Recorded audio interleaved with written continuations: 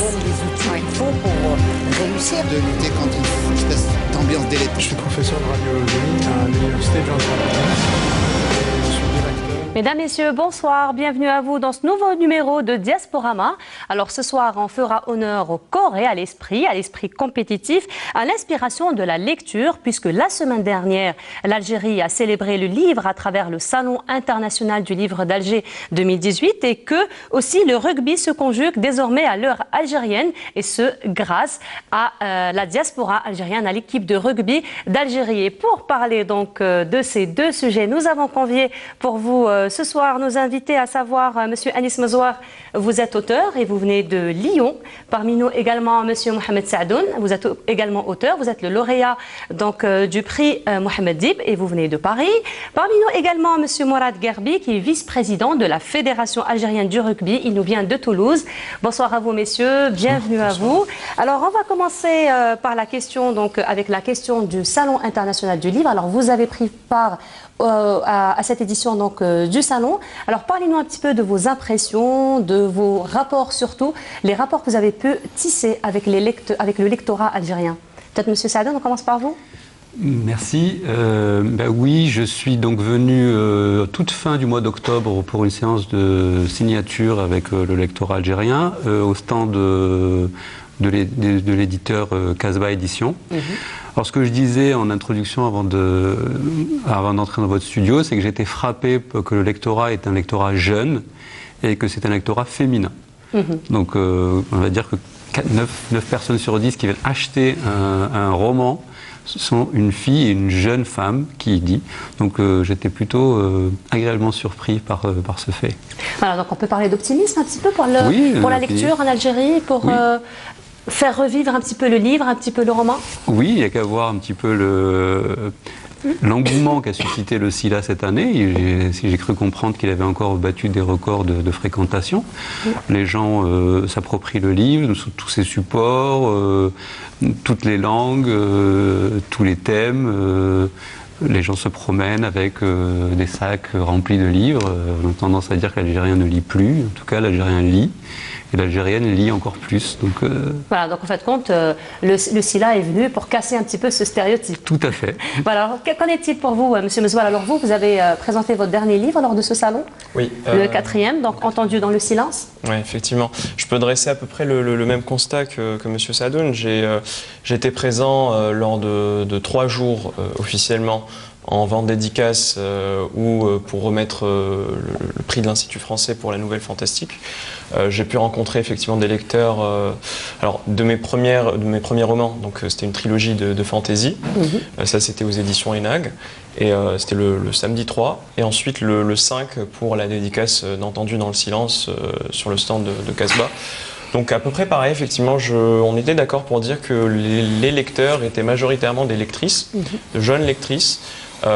Mais après, on peut voir vraiment de tout. J'avais des personnes âgées qui venaient me voir, des professeurs de français, hommes et femmes, des lectrices, des universitaires, très, très diversifiés, même s'il y a une tendance générale.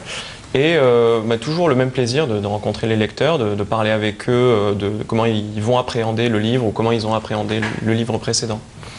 Alors, M. Mezouar, je vais peut-être vous dire quelque chose qu'on a l'habitude de vous dire. Vous êtes déjà à votre 4e roman, mais vous paraissez très jeune.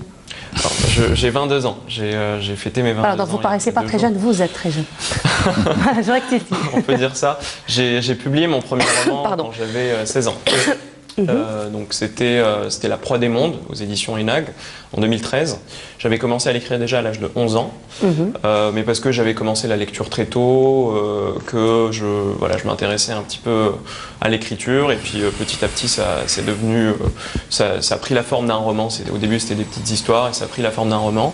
Puis par la suite je me suis dit qu'il fallait y mettre une suite et donc ça a donné le tome 2 et le tome 3 constituant donc la trilogie Le Lien des temps. Et puis là, le style a un peu évolué, les thèmes abordés sont un peu plus graves, on va dire. Et donc voilà, j'ai changé de genre. Donc c'est plus de la fantaisie, c'est Entendu dans le silence, c'est un drame social romantique. Alors est-ce qu'on peut dire que l'écriture chez vous est héréditaire? Parce que là on vient de me souffler à la pastille que vous êtes le petit-fils donc de Qadr Mohamed Saadi. Oui, alors j'ai tendance à dire que lui ne m'a jamais poussé à écrire, il m'a jamais dit oui tu devrais faire comme moi, écrire, etc. C'est en le voyant écrire, je m'asseyais à côté de lui, je voyais comment l'idée venait dans sa tête et puis comment il a couché sur papier, comment il développait son style et sa façon d'écrire, que je me suis dit que moi aussi je pouvais écrire, enfin voilà, j'en avais la possibilité. Donc du coup j'ai commencé à écrire, comme je vous disais, des petites histoires. C'était un style très enfantin, à 11 ans ça peut pas être non plus quelque chose d'extraordinaire. Et puis au fil du temps, avec les années, les voyages, les rencontres, voilà, les différentes expériences, ça a pris forme. Et lui était là pour, à ce moment-là, par contre, m'encourager et me dire si telle chose, enfin si tel passage ou telle scène était bien, si tel autre était à refaire, à écrire. Donc voilà, ça a été plus une présence, on va dire, bienveillante qui m'enveloppait. Et non pas celui qui m'a poussé à faire comme lui. Alors on rappelle quand même que Qaddou Mohamed Saadi est un grand écrivain, c'est aussi le fondateur donc, de l'Union des écrivains algériens à côté de Mouloud Mamri. Alors Monsieur Sadoun, je reviens à vous. Parlez-nous un petit peu de ce rapport entre écriture, exil, entre écriture et migration. D'autant plus qu'en fait compte, les écrivains, lorsqu'ils vivent hors du pays, en fait compte, l'émigration c'est aussi une autre forme de matière brute pour l'écrivain en fin de compte. Je vais vous parler de la genèse du projet. Oui. J'ai voulu cerner les problématiques algériennes à travers l'histoire. Et je suis remonté donc, au premier temps de la colonisation française, au 5 juillet 1830, qui m'a semblé être le point de départ des problématiques algériennes actuelles. L'Algérie, comme chacun sait, a vécu une guerre de conquête, une colonisation dure, difficile, qui a généré une rupture généalogique entre les Algériens d'aujourd'hui et les Algériens d'hier. Et pour en revenir à l'immigration, pour les personnes qui sont allées de l'autre côté de la Méditerranée, il y a eu une seconde rupture généalogique qui a achevé, on va dire, de rompre beaucoup de liens, et y compris souvent, parfois, la langue qui a été perdue. Donc, il me semblait que, en tout cas pour les Algériens et a fortiori pour les Algériens qui vivent à l'étranger, ça expliquait grandement leurs soucis identitaires ou en tout cas leurs problèmes de construction personnelle. Et j'ai voulu retisser des liens. Non pas pour revenir à un passé qui est passé, mais pour en tout cas comprendre ce qui nous détermine aujourd'hui et pourquoi on agit ainsi. Donc, j'ai pensé que le roman était le meilleur vecteur pour le faire, puisque ça permettait d'y mettre ce qu'on avait envie d'y mettre en termes d'imaginaire, et au lieu de faire un essai brut d'histoire ou un énième essai brut d'histoire pour lequel par ailleurs j'étais pas forcément le plus compétent. Voilà pourquoi, quelle est la genèse du projet littéraire. D'accord. Et pour votre part, donc vous aussi qui êtes à l'étranger, la question, c'était donc quel est le rapport un petit peu entre l'écriture et l'exil ou l'écriture et l'immigration? Alors, moi je pourrais pas parler d'exil parce que je suis en France pour mes études. Donc j'ai passé un bac au lycée Cherbourg-Hamama, donc ex-Descartes, et un bac français au lycée Alexandre Dumas, ce qui m'a permis par la suite justement d'aller faire mes études à Lyon. Donc j'étais au départ à Lyon 2 où j'ai fait une licence de sciences politiques. Et là maintenant à Lyon 3 où je termine mon master de relations internationales. Le rapport avec l'écriture, en fait c'est vraiment la question du voyage qui est pertinente et non pas, enfin pour ma part en tout cas, non pas une fois qu'on est sur place. Parce qu'une fois qu'on est sur place, voilà, il y a des routines qui s'établissent et on ne voit pas trop la différence avec la situation d'auparavant. Le voyage en soi, le fait d'entreprendre un voyage, d'aller à l'étranger, à la fois aussi de parler de mes écrits, de représenter un petit peu la littérature algérienne, en tout cas pour le volet jeunesse, on va dire, m'a permis aussi de rencontrer des gens à qui j'en parlais, avec lesquels on discutait pour faire avancer un petit peu, pour faire connaître le domaine. Et dans mon écriture, ça s'est traduit par une forte inspiration Par exemple, pour écrire Entendu dans le silence, je me suis inspiré, c'était à la suite de 3 voyages. Donc je revenais de Lyon, je suis allé ensuite en vacances en Hongrie, et en revenant, je suis encore allé en Tunisie. Donc au retour de ces 3 voyages, retour à Alger, c'était en juillet, c'était l'été, il faisait très chaud, je me mettais à écrire, j'étais très inspiré parce que je venais de vivre de différentes expériences sociales, personnelles, qui m'ont permis... aussi, 3 pays complètement différents dans la culture, oui. Dans la composante sociale aussi. Effectivement. Donc beaucoup de matière, on va dire, pour l'inspiration.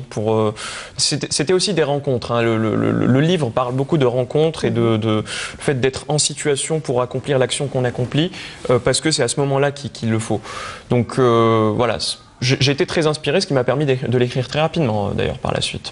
D'accord. Alors, on va juste faire un petit retour aussi là, donc au Salon international du livre d'Alger, où Yazid Ait Mahdine, justement, il s'y est rendu pour rencontrer quelques écrivains qui ont justement écrit sur la thématique de l'immigration, notamment avec vous. Donc, il a fait un entretien avec vous, avec Nassira Belloula et aussi Mohamed Atbi. Alors, je vous propose de découvrir ces interviews. On se retrouve juste après. L'expérience d'écriture, je pense qu'elle ne change pas tellement quand on change de pays. On écrit de la même manière, peut-être avec des sensibilités différentes, parce qu'on a affaire à un autre espace, à notre environnement qui rentre dans notre manière d'écrire. Et l'expérience, je trouve que par rapport à moi, mon expérience algérienne m'a beaucoup aidée parce que c'est là que j'ai mon terreau d'inspiration, et ça m'a aidé à évoluer, à m'ouvrir beaucoup plus vers d'autres littératures, notamment la littérature québécoise. Et c'est vrai qu'à un moment donné, on arrive à jongler entre les deux. Donc on est comme dans un entre-deux. Et on écrit avec un esprit algérien tout en étant dans un autre monde, un autre espace, un exil. Mais je pense que peut-être ça diffère d'un auteur à un autre.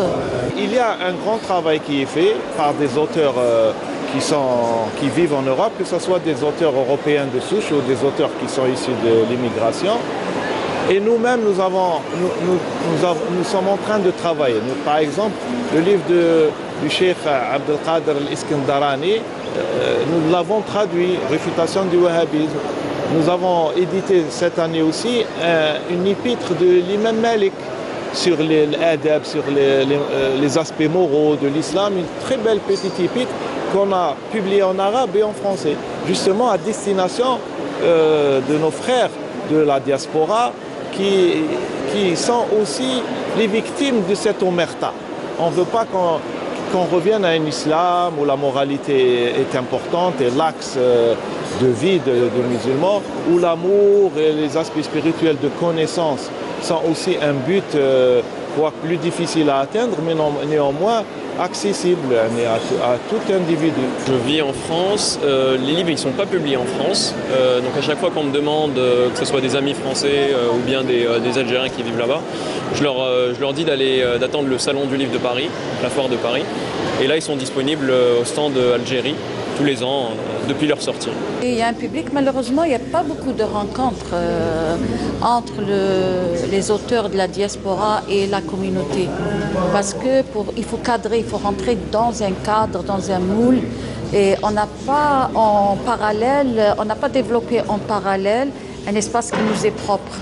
Donc soit on est il y a des radios associatives, il y a mais soit on est dilué dans le magma général, soit on est marginalisé un peu parce qu'on reste dans le communautaire. Et de la littérature au rugby, c'est aussi un magnifique roman que nous allons raconter à nos jeunes en quête de réussite, puisqu'il y a déjà été une réussite en Zambie, n'est-ce pas, Monsieur Garvey? Effectivement. Donc à travers le match qui a été remporté par l'Algérie. Oui. Alors justement, qu'est-ce qui a fait la force de notre équipe de rugby lors de ce match? Eh bien, écoutez, c'est une grande histoire. Et puis, à travers ces joueurs, il y a toujours cette vivacité, cette pugnacité. Le rugby, c'est un sport où il y a énormément de valeurs. qui transcende l'individu, et je pense que là, par rapport à ce match, ils l'ont réellement démontré. Donc c'est aussi la fierté de porter les couleurs de l'équipe d'Algérie, la fierté aussi de représenter l'Algérie à travers ce sport qui est noble, qui s'appelle le rugby. Et donc, quand vous avez tous ces ingrédients réunis, il peut y avoir qu'une victoire au bout. Alors justement, le potentiel et aussi en fait le socle de cette équipe est issu de la diaspora, donc ce sont tous d'origine algérienne. Alors parlez-nous un petit peu de la composante de votre équipe.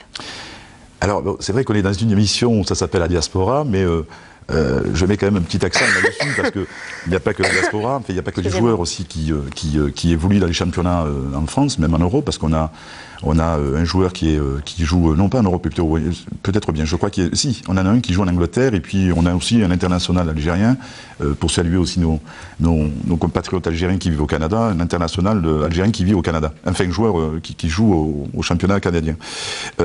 Après, on a aussi deux joueurs qui évoluent ici dans un championnat algérien, un qui est à Oran et un autre qui est du côté d'Alger. Donc, alors... On peut avoir leur nom ? Oui, alors vous avez, si je me rappelle bien, parce que je suis président de la commission d'élite, donc j'ai pas tous les noms des joueurs, mais je crois qu'il y en a un qui s'appelle Amine, qui est sur Oran, et le deuxième qui est sur Alger, je me rappelle pas, mais bon, peu importe. Donc c'était juste aussi pour dire que eh bien, ils ont intégré aussi le groupe de joueurs qui évoluent à l'étranger, et que on s'appuie énormément aussi sur des joueurs locaux. Voilà. Ils se connaissent déjà auparavant ou oui, ça a été fait oui, en plus il y a une intégration qui se fait assez rapidement quand on les convoque, quand on a des matchs à l'extérieur, l'intégration des joueurs locaux avec ces joueurs semi-professionnels fait que je ne sais pas comment vous l'expliquer, mais que le groupe s'intègre assez rapidement. D'accord. Alors votre fédération justement a mis à notre disposition quelques images de ce match qui s'est déroulé en Zambie. Qui s'est déroulé le 20 octobre en Zambie. Voilà, qui s'est déroulé en Zambie et à travers lequel justement l'Algérie s'est qualifiée au groupe A, c'est ça si je ne me trompe pas. Voilà, est devenue donc une élite. Alors je vous propose de découvrir ces images et on se retrouve juste après.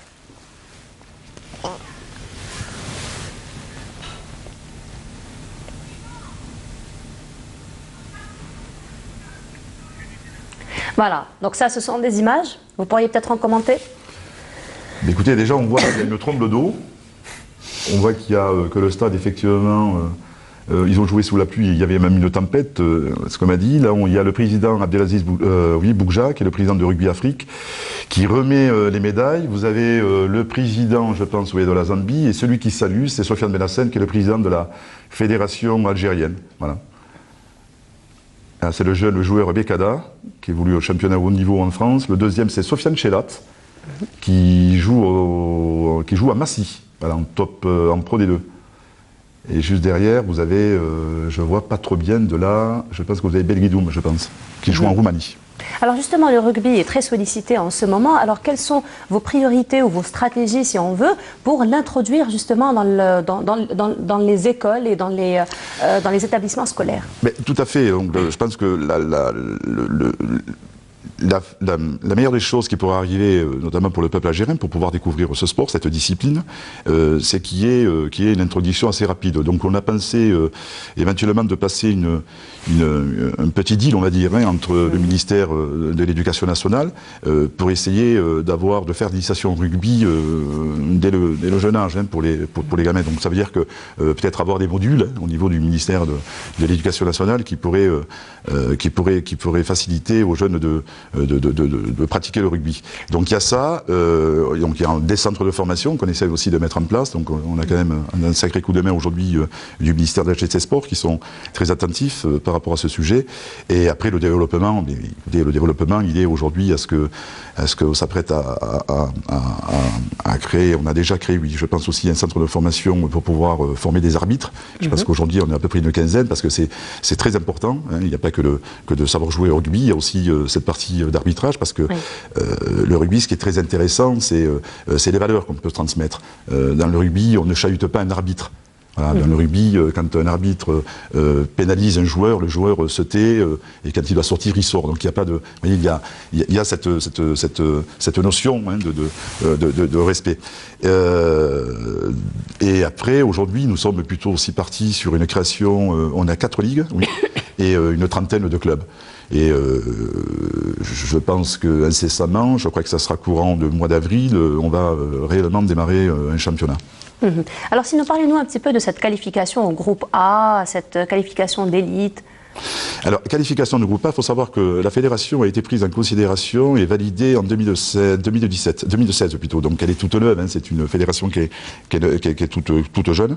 Et là, l'année dernière, on a intégré pour Rugby Afrique, on a intégré la première compétition qui est la bronze. Alors, la bronze qui équivaut le groupe C. Après, vous avez la Silver, donc nous on y était en Silver là, pour l'édition 2018. Là, c'est le groupe B. Et de cette qualification, aujourd'hui, on est en groupe A. Et quand on est en groupe A, là, on peut prétendre à... Alors c'est le haut niveau, hein, ça c'est réellement l'élite, avec des grands pays comme le Maroc, la Tunisie, le Kenya, la Namibie, vous avez le Ouganda aussi. Et quand on arrive à ce sommet, à faire cette division, on va dire, à ce groupe-là, qui est au-dessus de tout, donc là, on peut prétendre après à des qualifications pour la Coupe du Monde. Et le but, c'est... Celle de 2019, c'est pas possible parce que c'est pour demain et ça va se faire au Japon. Mais nous, on pense que 2023, prochainement, il y aura cette Coupe du Monde en France et pourquoi pas l'Algérie qui y participerait à cette Coupe du Monde. Alors, qu'est-ce qu'on a vos perspectives justement pour 2023 2023, perspective, c'est la qualification. 2023, c'est déjà passé. Hein. Ah ouais. Non, 2023, c'est réellement là. Oui, effectivement, c'est comment se qualifier pour participer à la Coupe du Monde. Et ce serait vraiment pas mal, notamment pour la diaspora algérienne qui vit en France. D'abord, l'équipe nationale de rugby. Voilà, se heurter face à d'autres pays, la Roumanie, la France peut-être éventuellement, ou la Nouvelle-Zélande, pourquoi pas. Et vous reviendrez dans notre émission pour nous présenter la Coupe? Eh bien, pourquoi pas, voilà, oui, je suis très optimiste. Hein. Mais je pense qu'il y aura d'autres compétitions en 2023 quand même. Ah ben il y en aura d'autres. Hein. Oui, parce on a aussi, alors ça c'est carrément, et en plus c'est à l'initiative du président Sofiane Ben Hassen, d'avoir créé les trinations. Alors les trinations, ça regroupe 3 pays du Maghreb, donc l'Algérie, la Tunisie et le Maroc. Et alors on avait démarré à Oran, c'était il y a 2 ans de ça, donc ça a été la première édition. La deuxième édition, donc elle s'est faite au Maroc, et la troisième édition doit se faire en Tunisie. Donc on a aussi des petits tournois comme ça, internationaux, où on peut prétendre à des titres. Je pense que oui, du moment que ça a déjà été décroché auparavant, pourquoi pas la prochaine fois? Ah oui, on est dans la... Et toute prochaine fois. On est dans la continuité. Voilà. Oui. Qu'est-ce qu'on est possessifs, nous les Algériens? On veut tout avoir. Alors justement, messieurs, est-ce que vous avez déjà pensé à avoir des rugbyman comme personnages dans vos écrits? Non, pas vraiment, mais ça me donne une idée. En tout cas, un vice-président de fédération peut parfaitement être un personnage de roman. Il n'y a aucun souci là-dessus.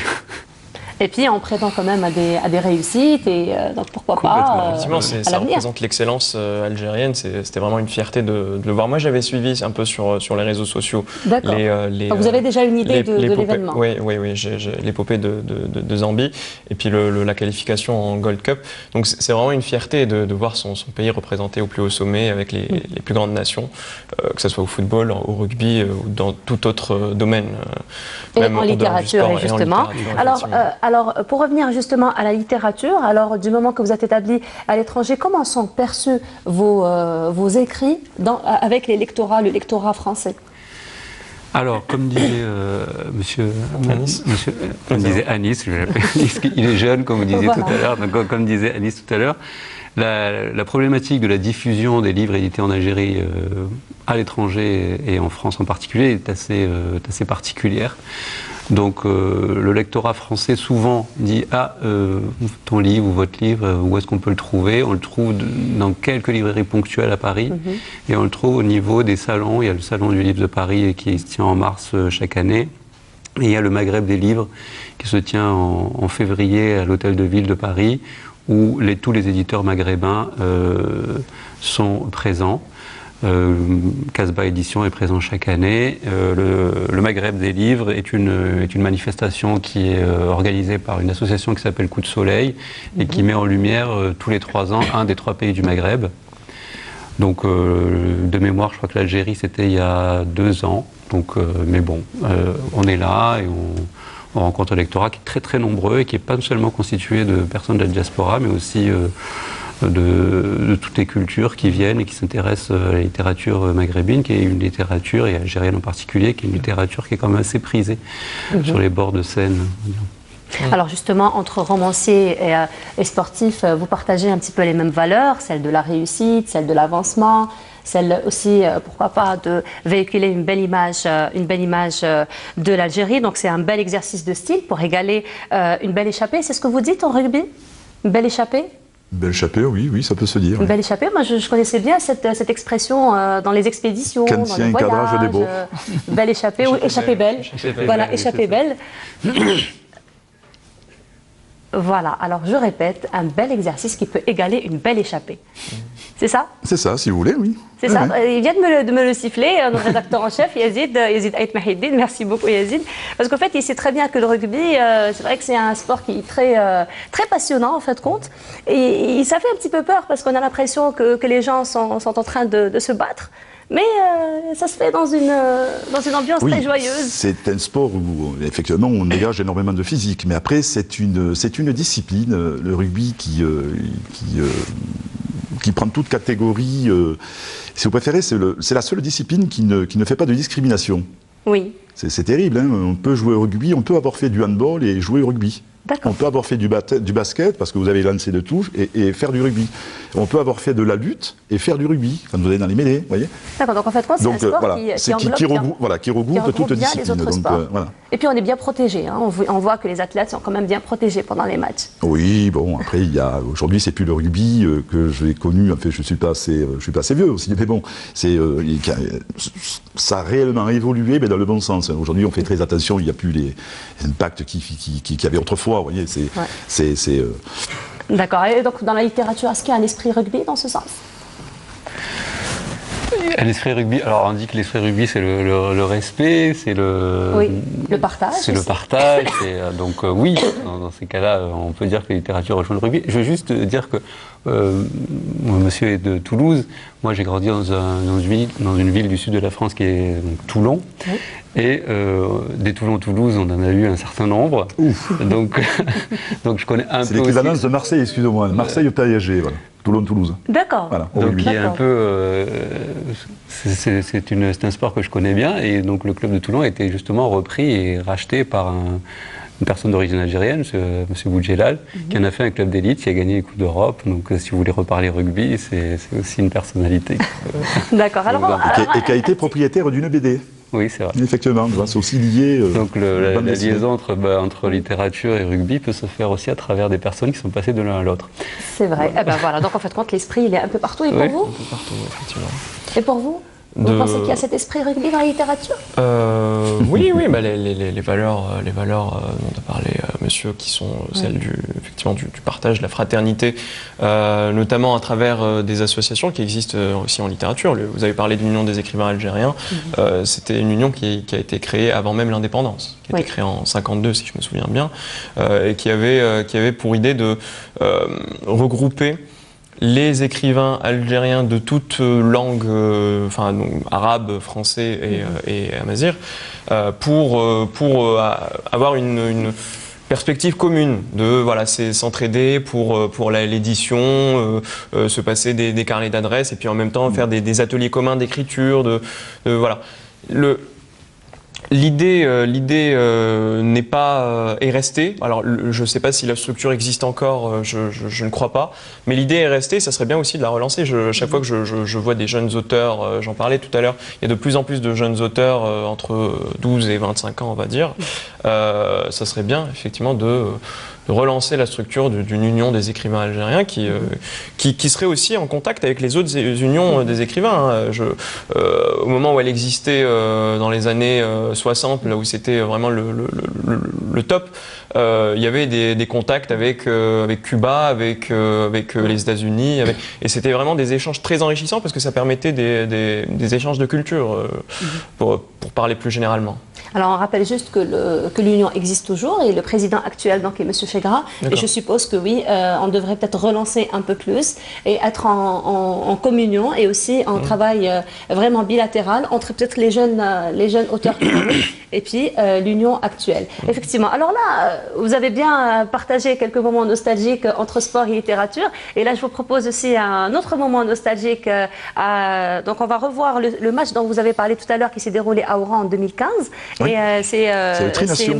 Non, c'était pas le Tri-Nation 2015. Non, c'est pas le Tri-Nation. Mais on a fait un premier match contre la Tunisie. Mais il y a eu un autre match, justement, Algérie-Tunisie de rugby en 2015. Donc, je vous propose de redécouvrir ce reportage qui a été fait, ou cette couverture qui a été faite donc, en 2015 par Mokhtar Hammani.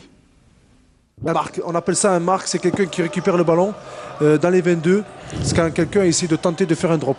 Donc du coup, il récupère le ballon, le joueur tunisien. Moussa, l'arbitre va revenir sur la faute. On revoit la tentative de drop. Il y a eu faute. Il y a eu faute. En fait, l'arbitre, il va revenir il a laissé l'avantage, mais l'Algérie n'a pas avancé donc sur cet avantage-là. Et il revient à la faute pour donner pénalité à l'Algérie qui va tenter de gagner 3 points. On est bien placé là. On est à 25. C'est Ben Salah, demi d'ouverture qui va tenter le... C'est un nouveau joueur aujourd'hui. Ils vont tirer Mokhtar le drop. Hicham à Lambel. Voilà, Hicham Salah, voilà. C'est un très jeune joueur qui arrive de Fédéral 1. C'est un très bon niveau français et qui joue aujourd'hui un poste très important. Et on espère vraiment avoir ce relais entre les anciens et les il va essayer de botter sur son tir et c'est dedans. Et ça passe. Les 3 points pour l'Algérie. Déjà les 3 premiers points pour l'équipe nationale algérienne auront été par Hicham Ben Salah. Et on les notera. Ben Salah, demi d'ouverture, il faut les noter pour l'histoire. Et le public, vous le voyez, le public algérien qui encourage. Jeune joueur, première sélection. On va le revoir de plus près cette fois-ci. Exactement, qui passe. Un grand merci pour l'équipe technique aujourd'hui. Les 3 perches. Mokhtar, pour expliquer un petit peu aux téléspectateurs qui connaissent pas le règlement, donc les 3 points ils sont accordés à condition le ballon il passe entre les des deux poteaux parallèles et la traversale pour accorder les 3 points. Voilà, c'est compris, c'est clair. Exactement. Pour le téléspectateur. Et là, l'Algérie qui a pris l'avantage avec un 3-0 pour le moment et qui est bien placé. Les joueurs sont bien placés, les Algériens, pour contrer cette équipe tunisienne qui a envie en ce moment. Alors, Monsieur Herbe, vous y étiez? Vous vous rappelez bien de ce match? Ah oui, je me rappelle très bien. C'était le premier match de l'équipe d'Algérie en territoire algérien, donc à Oran. Voilà, où Oran est une ville qui a apporté beaucoup au rugby. Il faut savoir que le président Benassel est d'Oran, je suis aussi d'originaire d'Oran, qui a beaucoup porté, le premier club qui a été créé en Algérie est le Stade Oranais, et ça s'est créé à Oran. Donc c'est pour ça qu'on a eu un peu, alors pas beaucoup de difficultés, mais pour pouvoir obtenir le stade, parce que c'est toujours des questions à se poser, hein, pour pouvoir, si on veut faire évoluer le rugby en Algérie, c'est justement ce partage des stades. Mais ce que je retiens, c'est que justement, tu me posais la question en disant que le stade était vide. Alors il y a un journaliste à la fin du match qui est venu me voir en me disant « Mais monsieur Garbi, qu'est-ce que vous retenez de ce match ?» Le stade était vide, et bon, vous gagnez, mais le stade était presque vide. J'ai dit non, pour moi, le stade n'était pas vide. Retournez-vous et regardez dans les tribunes. Et ce que j'ai beaucoup retenu, c'est la présence féminine. Beaucoup de mamans qui étaient dans le stade. Voilà. Voir un match peut-être qui paraît peut-être un peu violent, mais voilà, jeune féminine était réellement présente. Donc c'est pour ça que même dans le cadre de la formation au niveau des écoles de rugby, on met énormément l'accent sur le sport féminin. Donc aujourd'hui, on a aussi une équipe féminine qu'on risque d'engager un peu plus tard pour des compétitions olympiades. Alors ça peut être aussi parce qu'il n'y a pas que le rugby à 15, il y a aussi le rugby à 7, il faut le savoir. Donc on a aussi une équipe nationale engagée au rugby à 7 qui pourra participer prochainement à des JO, à des Jeux olympiques. Et cet été, oui, il y avait les Jeux de la jeunesse africaine où on a eu une équipe performante de rugby à 7 de moins de 18 ans qui ont joué, qui ont fini sur 10, je crois 4e, juste après la Namibie, je crois, ou l'île Maurice. Voilà. Le premier, bien sûr, ça a été l'Afrique du Sud. Et les équipes desquelles vous parlez, ce sont les équipes issues de la diaspora ou des équipes ici en Algérie? Alors pour l'instant, c'est toujours issu de la diaspora, comme on dit. Mais bon, après, moi, je préfère toujours garder, je me dis, c'est des Algériens. Oui, ils le savent, par contre. Voilà. C'est vrai qu'ils portent haut le drapeau algérien. Ah oui, ils le portent très haut. Hein. C'est des personnes, pour pouvoir jouer avec l'équipe nationale, ça me rappelle, on va rentrer dans la littérature, un super livre de mon ami Moustapha Daleb, qui était un ancien joueur du PSG. Quand le président du PSG ne voulait pas qu'il aille rejoindre l'équipe nationale, il disait qu'il pourrait même, enfin, qu'il rien ne l'empêchait, qu'il pourrait traverser la mer Méditerranée en nageant, juste pour pouvoir... Eh bien, c'est ce qui se passe aussi avec nous. C'est ce qui se passe aussi avec nous. Donc Donc on a énormément de joueurs qui sont réellement engagés dans des clubs, c'est des semi-professionnels ou des professionnels et qui vont toujours à l'aventure et justement pour pouvoir rejoindre l'équipe nationale et jouer. Donc, il faut dire que le talent algérien est partout. Il est partout, c'est vraiment un guerrier.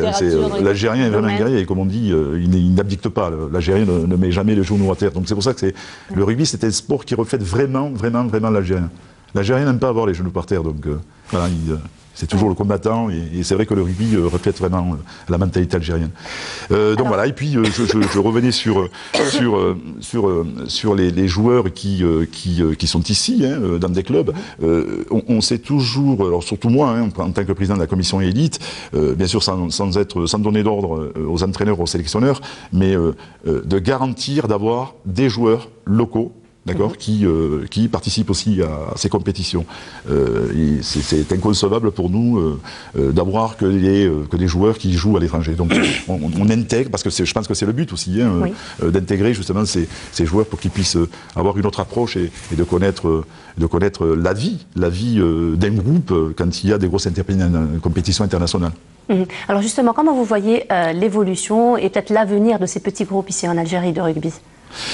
À mon avis, l'évolution, déjà la mayonnaise prend bien, on le voit bien, on a à peu près aujourd'hui 450 licenciés, c'est quand même pas mal, de l'Est à l'Ouest, en passant par les ligues, par les clubs. Donc je crois qu'il y a juste encore à peaufiner, à mettre un peu plus de formation. On a un DTN qui est assez fort avec son adjoint, qui sont assez forts, qui abondent vraiment dans le bon sens et qui sont là pour amener justement cette discipline au plus haut niveau auprès de ces jeunes. Mais on y croit. Aujourd'hui, après, bon, il y a juste la partie un peu matérielle parce qu'il nous faut avoir des stades, donc c'est pas toujours facile. On empiète un peu, notamment sur le football. Il y a toujours des demandes qui se font et c'est comment trouver une entente, on va dire. C'est ce qui nous manque aujourd'hui. Voilà, c'est peut-être un peu plus, c'est plus la partie matérielle que la partie formation. La partie formation, on l'a, on sait faire. Il y a des gens qui sont là aussi pour donner une certaine mesure, on va dire. Mais j'y crois cet avenir. Je crois que les clubs vont prendre de l'ampleur et que, Inch'Allah, il y aura une réalisation d'un vrai championnat en Algérie. Inch'Allah, pourquoi pas. Alors revenons à la littérature. Alors il y a eu une actualité récemment qui s'est passée en France où des lycéens n'ont pas accepté. Il y a eu peut-être un refus de lecture du livre de Akli Tadjer qui était sur le porteur du cartable. Donc c'était vraiment une minorité qui avait. Donc c'était que des lycéens. Que pensez-vous donc de ce petit incident, j'ai envie de dire? Là, on va rentrer dans une problématique plus politique, on va dire.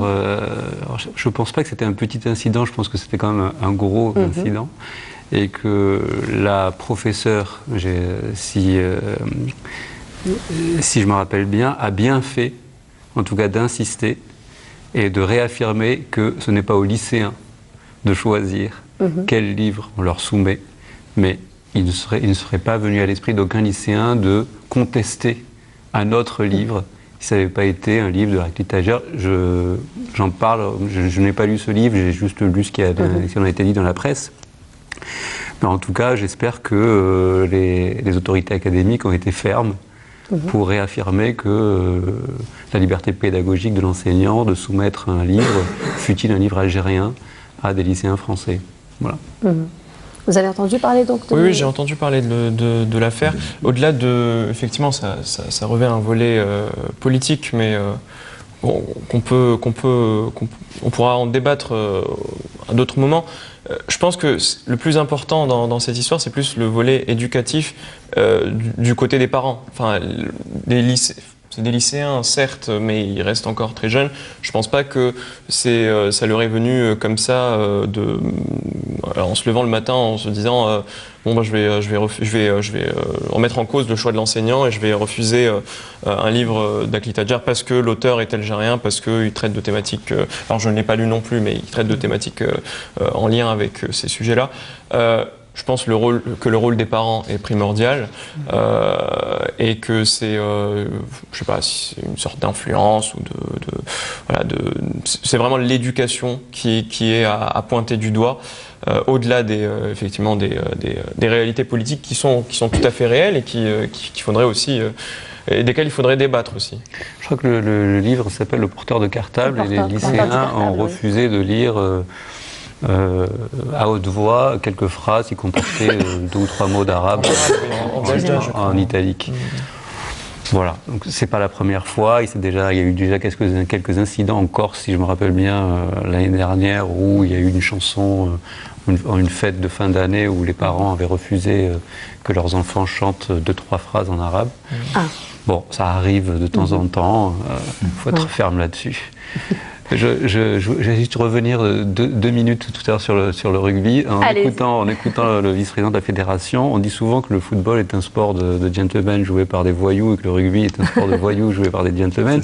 Je me suis demandé si les gens qui pratiquaient le rugby en Algérie, de quelle classe sociale ils étaient issus. Est-ce que c'était comme l'Afrique du Sud, un petit peu les classes sociales un peu plus élevées, ou est-ce que c'était réellement des classes sociales populaires un peu qui s'appropriaient le rugby? C'était juste la question qui me venait. Alors nous aujourd'hui, c'est vrai que c'est excusez-moi, je vous prends un peu votre populaire. Mais après, on fait très attention sur une chose, c'est que le rugby, on ne le pratique pas n'importe où, sur un trottoir, dans son quartier. C'est un sport qui est quand même suffisamment un peu dangereux, donc il faut trouver quand même. Il faut avoir le terrain adéquat pour pouvoir pratiquer cette discipline. Donc on fait très attention par rapport à ça. Moi, je le dis franchement, plus d'une fois. Avec mon ami, là, avec Sofiane, même avec Azouz Aïb, qui est le secrétaire général de la fédération, on s'est toujours juré que si on roule dans les rues d'Alger, on se balade dans les rues d'Alger ou dans les rues d'Oran ou ailleurs et qu'on voit un gamin faire du rugby avec le ballon dans la route, on lui enlève le ballon, parce que voilà, le rugby ne se pratique pas n'importe où. Alors, il est populaire. Aujourd'hui, je pense que les classes sont populaires. Après, on a effectivement ce rugby qui est toujours le rugby universitaire. Donc là, c'est une autre classe. Je crois qu'il y a une existence d'un club universitaire. Je pense qu'ils vont aussi se rapprocher un peu plus ils vont se rapprocher vers nous pour qu'on puisse leur mettre peut-être, s'ils ont besoin, éventuellement les moyens nécessaires pour qu'ils puissent aussi pratiquer le rugby. Mais aujourd'hui, il est ouvert à tout le monde, quoi. Ouais. Donc ce que vous disiez tout à l'heure aussi, que le rugby est peut-être l'un des sports qui ne fait pas de discrimination. Ah oui, tout à fait, oui. Là aussi, oui, sur les classes sociales et le reste, non, il n'y a pas de discrimination, alors vraiment du tout. Ça, voilà. Pas de souci par alors on rapport revient à ça. à la littérature, donc nous avons parlé d'un point négatif, donc c'était le refus donc, de la lecture du livre Le porteur du cartable. Il y a aussi une autre bonne nouvelle, c'était l'ouverture de la bibliothèque donc, au nom d'une écrivaine algérienne, Faiza Guem. Alors c'est vrai que d'habitude, lorsqu'on baptise comme ça, lorsqu'on a envie de baptiser comme ça une bibliothèque, un endroit, une place, une ruelle, c'est toujours lorsque la personne décède. Mais là, c'est vraiment une distinction, j'ai envie de dire, mais 200 vivants. Et ça s'est passé en France. Alors, que pensez-vous donc de cette initiative? Je reprends la parole. Écoutez, d'avoir donné son nom à une bibliothèque à 32 ans, c'est vraiment un exploit. Alors elle a commencé à écrire très jeune, un peu comme mon voisin. Alors il y a 2 types d'écrivains. Il y a les écrivains qui écrivent très jeunes et qui ont du succès très jeune. Après il y a des gens qui attendent un peu plus pour accumuler un peu plus de matériaux et d'expérience de la vie pour raconter quelque chose. On rappelle d'ailleurs que son premier roman c'était Kif Kif Demain. Kif Kif Demain, oui. Et elle a fait ça, je crois, au lycée, avec son professeur de français, donc pour en venir au sujet précédent. Et d'avoir une distinction à 32 ans, on peut juste que saluer. C'est assez rare. C'est assez rare pour, en plus, une écrivaine avec un nom à consonance maghrébine. Je crois qu'il y a juste une bibliothèque à Sia Djebar, mais elle était académicienne, donc on a attendu longtemps. Donc on en est très content, quoi. Et pour vous ? Très récemment, il y a eu aussi l'inauguration à Paris d'un jardin ou d'une petite place, Kateb Yassine. C'était le mois dernier, donc voilà, ça montre aussi l'intérêt que suscitent les écrivains algériens.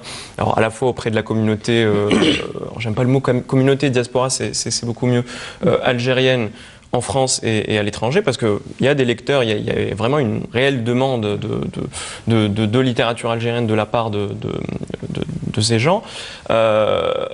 Hélas, les livres ne sont pas tout le temps disponibles partout, Alors ça relève vraiment de la convention entre éditeurs, avec les librairies, etc. C'est pas du fait de l'auteur, mais la demande existe. Et puis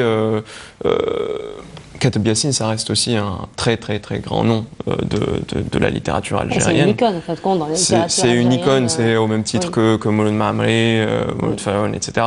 Ça montre aussi que les deux actualités se télescopant, alors un classique qui est considéré comme classique maintenant et une jeune écrivaine, ça montre aussi l'évolution, la transmission du flambeau à travers le temps, et ça, je trouve ça très beau. Donc voilà. Alors toujours avec les distinctions, vous-même, Monsieur Saadoun, vous avez été primé dernièrement, vous avez une distinction, celle donc du prix Mohamed Dib. Et alors, qu'est-ce que cette distinction représente pour vous? Écoutez, déjà une joie. Vous savez, j'aime bien le souffle que vous avez pris avant de parler de ça. Ça prouve que vous avez... En fait, c'était une question très émotionnelle, j'ai l'impression. Oui, complètement. Et je vais vous dire pourquoi c'était émotionnel. On va dire que j'ai passé tous les étés dans les années 70, fin des années 70 et pendant toutes les années 80 chez ma grand-mère, qui est donc dans un village pas loin de Sidi Bel Abbès. On nous obligeait, nous les enfants, à faire la sieste entre midi et 5 heures, des fois 6 heures, parce qu'il était trop chaud dehors, et on s'ennuyait beaucoup.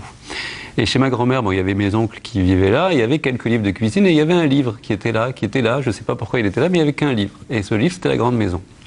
Donc je me suis mis à le lire, j'avais 12 ou 13 ans, et c'est la première fois que je découvrais des personnages qui avaient des prénoms qui ressemblaient aux miens, et notamment cette fameuse grande maison qui s'appelle Dar Sbetar. Oui. J'imaginais un grand hôpital, en fait. Oui. Et j'ai jamais réussi à le finir parce qu'il manquait les 30 dernières pages. D'accord. Et là, j'ai demandé à ma grand-mère, ils sont où les 30 dernières pages? Et elle m'a dit, oui. Je ne sais pas, il est là pour décorer. Donc j'ai attendu, on va dire une vingtaine d'années, j'ai relu La Grande Maison, mais dernièrement. Donc j'ai relu. 30 d'années, vous avez attendu. Oui, après je suis passé à autre chose. Oui, voilà. J'ai voulu passer à Kateb Yassine. À l'époque, j'ai rien compris. Nejma, c'est trop compliqué pour moi. Alors que Mohamed Dib, c'était plus simple, c'était plus. On va dire que ça racontait un petit peu le quotidien des Algériens. Donc oui, je l'ai mis dans un coin de ma tête, puis je l'ai retrouvé en me disant oui, il faut que je finisse La Grande Maison. Donc j'ai fini La Grande Maison. J'habite en région parisienne, pas loin de la salle Saint-Cloud où il est enterré. Donc le prix s'appelle Mohamed Dib, ça me va très bien en fait. Voilà. Alors c'était pour votre roman, donc La Débâcle. Oui, tout à fait. Voilà. Alors nous passons à notre rubrique Nosta Diaspo. Et là, on va aller à 2013, donc le SILA qui s'est déroulé en 2013. Et Yazid Ait Mahiddine, et donc 2010 pardon, et Yazid Mahiddine s'était rendu donc à cette époque-là pour rencontrer l'un des grands écrivains algériens établis en France. Il a été ministre donc dans le gouvernement français auparavant. Et il s'agit donc de Azouz Begag. Je vous laisse redécouvrir cette interview que Yazid Ait Mahiddine avait enregistrée avec Azouz Begag en 2010 et on se retrouve juste après.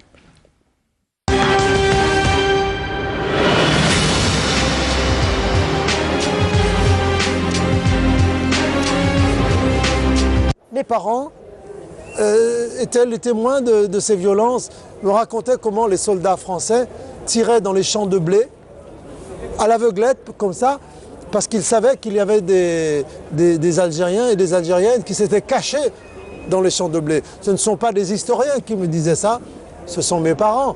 Les massacres ont bien eu lieu. Je reconnais qu'on a le droit de tenter de falsifier l'histoire. Ils ne sont pas gênés, ces personnes qui sont allées manifester devant le Festival de Cannes en mai dernier, 2000 personnes, pour dire non à ce film, non au subventionnement public de ce genre de films qui sont anti-français et qui oublient que Rachid Bouchareb est haut de sang français et Jamel Debbouze et Rochdi Zem sont aussi français qu'eux. Mais je dois dire aussi qu'il faut rendre grâce à ces réalisateurs de cinéma qui veulent restaurer une autre mémoire, celle de ceux qui ont vécu les massacres, celle de ceux dont les parents ou les grands-parents sont morts en tant que tirailleurs algériens pendant la guerre de 14-18. Voilà, donc c'était une interview qui a été réalisée par Yazid Ait Mahiddine en 2010 avec Azouz Begag. Alors ce mois de novembre a été marqué, bien entendu, par la célébration du déclenchement du 64e anniversaire du déclenchement de la Révolution. Et donc il y a eu une réception qui a été faite en France et Afaf Belhouchet avait donc couvert cet événement. Mais avant de voir ces images, Que représente pour vous un petit peu cette date? La date du 1er novembre? La date du 1er novembre. L'aboutissement, je dirais pour moi, l'aboutissement du mouvement national, la maturation de la nation algérienne, et donc le point de départ de la prise en main de son propre destin. Pour moi, c'est le 1er novembre est une date d'une importance capitale, et la déclaration du 1er novembre 54, pour moi, elle est fondamentale et elle est très très belle, très bien écrite. Elle est très belle. Voilà. Elle est très belle. C'est presque de la littérature qui a été rédigée par des gens qui ont un niveau d'instruction respectable et qui n'ont pas fait d'études universitaires, et pourtant leur maîtrise des grands principes internationaux, elle est du niveau de la Déclaration des droits de l'homme ou de la Déclaration d'indépendance américaine. Elle est de ce niveau-là. Et très vite propagée d'ailleurs dans le milieu algérien, dans la population, au milieu de la population algérienne. D'une simplicité et d'une très bien écrite. Mais surtout l'impact était très important, parce que tout le peuple, en fait compte, tout le peuple s'y est mis. Je pense que le point fondamental de la déclaration, c'est la reprise du mot restauration de l'État algérien. Oui. C'est-à-dire que c'était l'idée de dire que la colonisation n'était qu'un passage, n'était qu'une parenthèse. Alors, avec tous ces crimes, toutes les catastrophes qu'elle a faites subir au peuple algérien, mais ça restait une parenthèse, et que nous reprenions le cours de notre histoire avec un grand H, et que le peuple algérien constitué en nation ce jour-là, donc le 1er novembre, avec l'aboutissement que constitue le 5 juillet 62, reprenait son destin en main et se remettait dans le train de l'histoire avec un grand H. Avec la métaphore du Maghreb en tant qu'oiseau, en disant en gros les deux ailes sont la Tunisie et le Maroc commencent à bouger, le corps doit suivre en fait. C'est une métaphore littéraire. Oui, voilà, effectivement. Alors là, je vous propose donc... Oui, à mon avis, moi, c'est une date du 1er novembre qui restera indélébile dans l'histoire révolutionnaire algérienne. C'est une date qu'il faut sans cesse la commémorer. Enfin, moi, quand je le dis parce que vous avez posé la question, c'est quoi pour vous le 1er novembre 54? Moi, le 1er novembre 54, c'est mon service national, voilà, que j'ai fait, en descendant en Algérie, fermé 24 mois. Ça a été ça pour moi le 1er novembre 54, c'est de dire, je dois aussi. Oui. Je dois à la nation, je dois au pays. Donc d'avoir donné aussi 2 ans de ma vie au pays à travers le service national. Voilà ce que c'est. D'accord. Eh ben, tout ça, c'est émouvant quand même. Hein. Donc là, je vous propose de voir cette réception qui a été organisée à Paris. Donc c'est Afaf Belhouchet qui a couvert l'événement pour nous.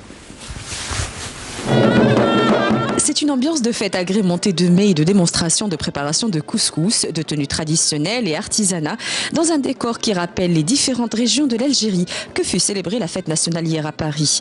Une réception rehaussée par la présence de bon nombre de personnalités politiques et culturelles, en plus du corps diplomatique. Et à la veille de la célébration du centenaire de l'armistice en France, la mémoire des soldats venus d'Afrique et particulièrement d'Algérie fut évoquée avec émotion. Il ne faut jamais oublier qu'il y a des dizaines et des dizaines et des dizaines de milliers de combattants qui ont montré un courage extraordinaire et qui ont non seulement aidé la France, mais permis à la liberté de rester elle-même. Et aussi leur concours à la libération de la France en 1943, 1944, 1945. Ça, je pense que le fait que nous ayons mêlé nos sangs ne s'oublie pas, c'est une page de notre histoire commune.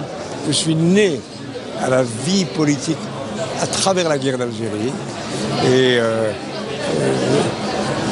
l'Algérie s'est battue avec force, avec courage, avec espoir et je veux saluer à nouveau les combats du peuple algérien. Et c'est justement à tous ces combattants pour la libération de notre pays, à leur tête les martyrs tombés sur les champs d'honneur, que beaucoup de personnalités ont tenu à rendre hommage à cette occasion.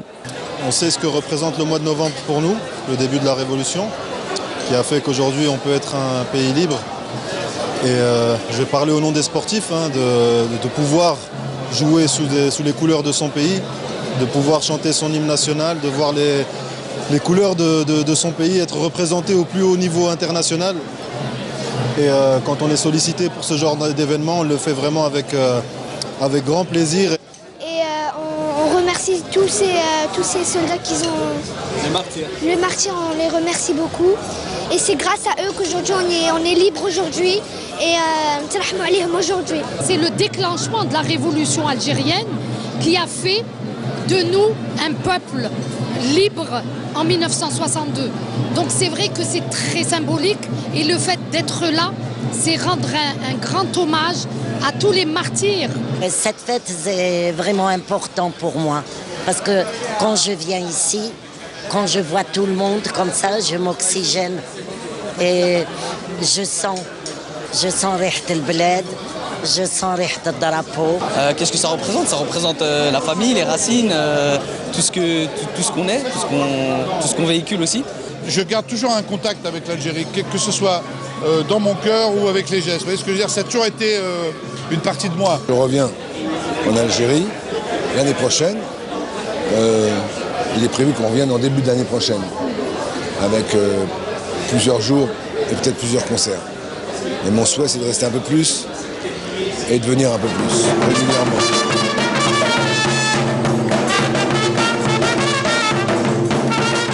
En plus des danses traditionnelles, la Zorna, l'exposition photo, les invités ont été accueillis par un cavalier en tenue traditionnelle.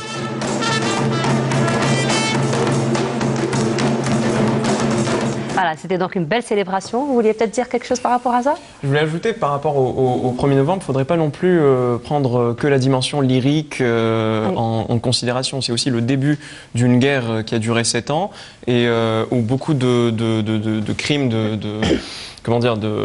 d'atrocités ont été commises, notamment en 57. Alors on fêtait, enfin on commémorait plutôt, on fêtait pas l'anniversaire de la bataille d'Alger. Alors récemment, j'ai vu, c'était aussi l'anniversaire d'Ennio Morricone, donc c'était l'occasion de parler du film La bataille d'Alger. J'essaye d'en parler dans mon livre au tout début. Un personnage se rappelle ce que lui racontait sa grand-mère. Alors c'était aussi l'occasion pour moi de raconter, enfin de rappeler ce que me racontait ma grand-mère à moi de la bataille d'Alger. Et c'était des moments à la fois d'histoire. Donc là, on rentre dans la dimension lyrique, de l'épopée héroïque, de grands personnages qui ont façonné l'histoire algérienne. Mais il faut se rappeler aussi ce qu'était le quotidien de la population, notamment à Alger, mais aussi dans les autres localités et puis à travers tout le territoire national. C'était aussi des moments très durs et c'est pour ça que le 5 juillet par la suite a été aussi bien vécu. C'était vraiment l'indépendance, mais aussi la libération politique et aussi la libération des corps et de l'esprit. Alors justement, le sacrifice des Algériens n'a pas été que pendant la guerre de révolution, ni d'ailleurs pendant toute la colonisation, mais aussi pendant la Première Guerre mondiale. D'ailleurs, nous célébrons en ce moment, nous commémorons, comme vous avez dit, le centenaire de la Première Guerre mondiale. Voilà, alors nous arrivons à la fin de notre émission. Peut-être un dernier mot un dernier mot. Peut-être, vos perspectives? Oui, les perspectives, elles sont là. Je voulais juste, parce que je l'ai un peu oublié, pour dire et montrer qu'il y a réellement un engouement et quand ces joueurs algériens viennent jouer pour l'Algérie, on voit vraiment que c'est avec le cœur. Pourquoi? Parce qu'il faut savoir qu'ils ne sont pas payés, hein, contrairement à d'autres sports. Ils viennent vraiment pour le drapeau, ils viennent vraiment pour le pays. Et je trouve ça formidable quand il y a l'hymne algérien qui retentit et les voir la main réellement sur le cœur. Je trouve ça très beau. Et puis dans notre histoire du rugby algérien, on arrive aussi à renouer des joueurs qui n'ont jamais mis leurs pieds en Algérie, mais qui ont des origines par leur mère ou par leur père. Donc sur ça aussi, je remercie un gros travail de fond fait par les consulats en France qui arrivent toujours à autoriser ou à reconnaître l'enfant avec ses origines algériennes à travers ce fameux papier, ce fameux sésame qui s'appelle le S12.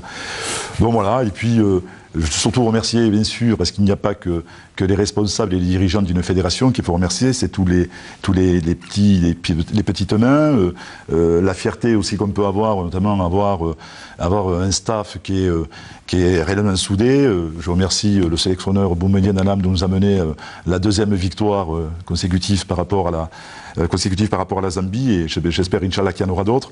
Le directeur sportif aussi, Farid Chabouni, qui fait aussi un travail de fond, de repérage de joueurs qui évoluent dans des clubs et qui ont un nom en consonance algérienne, parce que c'est toujours un travail de fond. Hein. Il faut aller dans un canard un journal qui s'appelle le Midi Olympique, et dès qu'on voit qu'il y a un nom qui apparaît ou un prénom, donc on se pose la question s'il est algérien ou pas algérien, donc c'est tout un travail.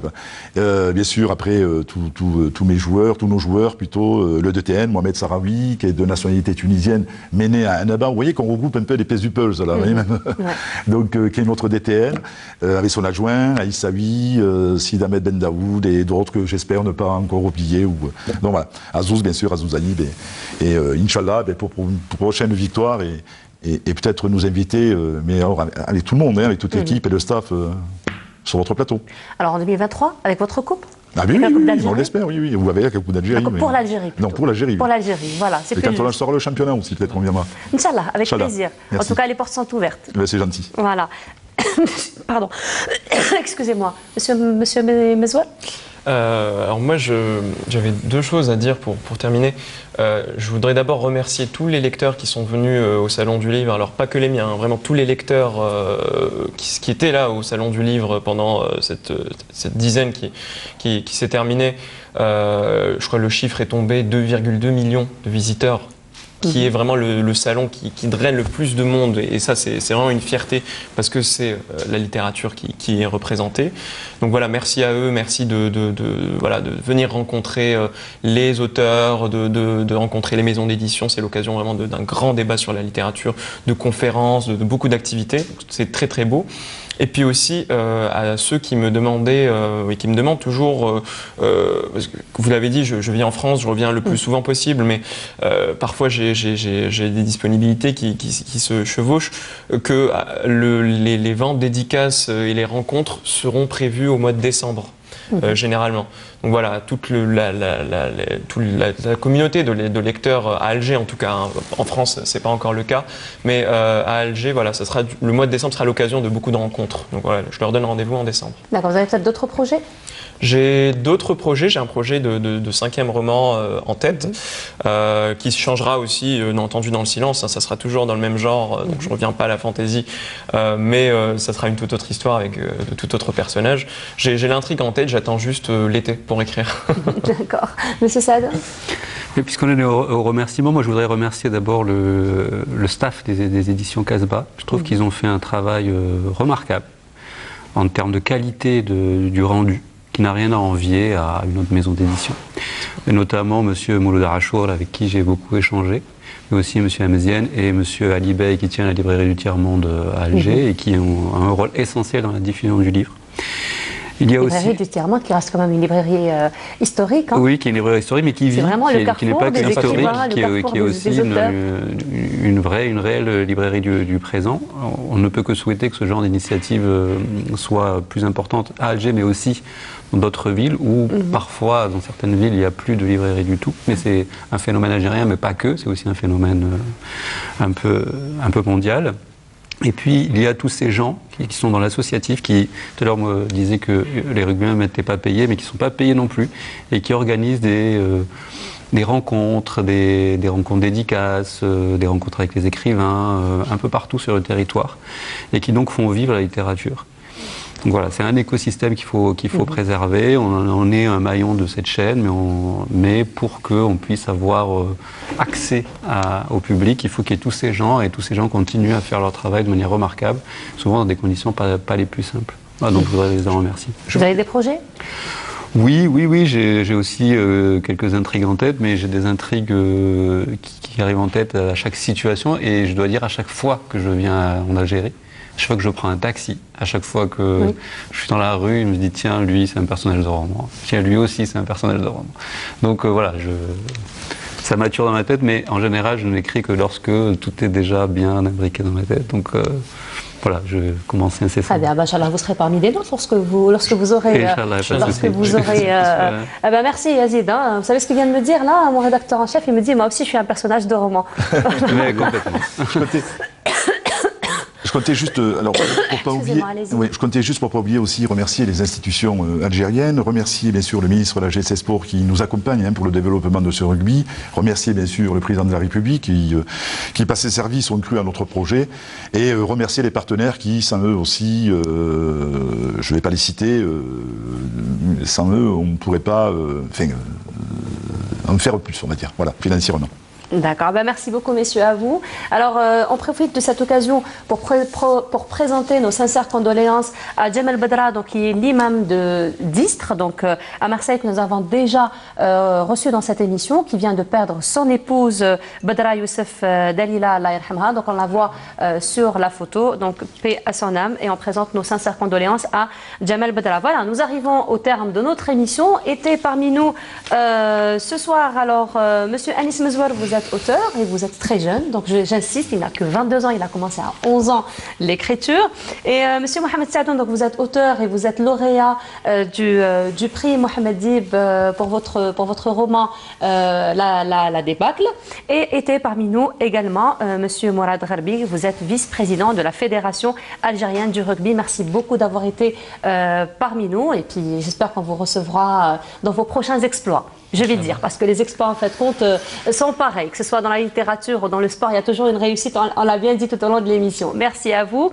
Et ben voilà, alors je vous retrouverai avec grand plaisir dans 15 jours. Si vous voulez donc revoir cette émission, vous pourriez la trouver sur notre chaîne YouTube Canal Algérie ou sur notre page Facebook Diasporama. Aussi, nous attendons vos réactions par rapport à cette émission dans notre page Facebook. Je vous retrouverai avec grand plaisir dans 15 jours. D'ici là, portez-vous bien, passez une excellente soirée avec les programmes de Canal Algérie. Au revoir.